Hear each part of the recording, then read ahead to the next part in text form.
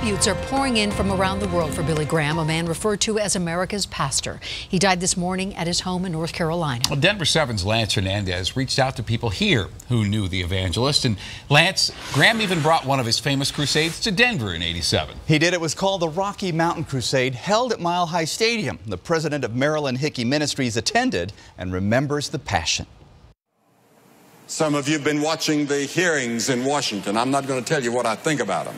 The year, 1987. Ronald Reagan was president, and the Iran-Contra scandal was on everyone's minds.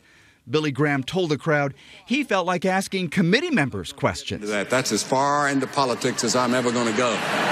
He preached with such passion And the Bible and compassion. You need to be born again. Marilyn Hickey remembers attending the crusade. We had an adopted son, and he was 6. We had gotten him at 3.5. And I remember we wanted him to be in that meeting and to hear Billy Graham because we thought this is a unique opportunity. No man in the history of this planet has ever personally spoken about Jesus Christ more than Billy Graham. Tim Gagline, of Focus on the Family, was a special assistant to President George Bush during 9/11. He was tasked with asking Graham to give the sermon at a special prayer service and remembrance at the National Cathedral.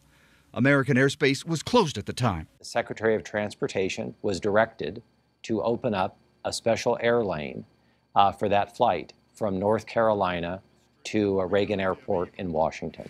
I've been asked hundreds of times in my life why God allows tragedy and suffering. I have to confess that I really do not know the answer. He knew that our nation was heartbroken. He knew that terror had come to our own shores. But he didn't set himself up as the answer man. Mr. Gagline says what he remembers most about Billy Graham was his faithful humility. He said Graham told people that he would die one day and wanted to remind them that on that day he will be more alive than ever. Shannon? Thank you, Lance. President Trump tweeted about Graham's passing, saying there was nobody like him and that he will be missed by all.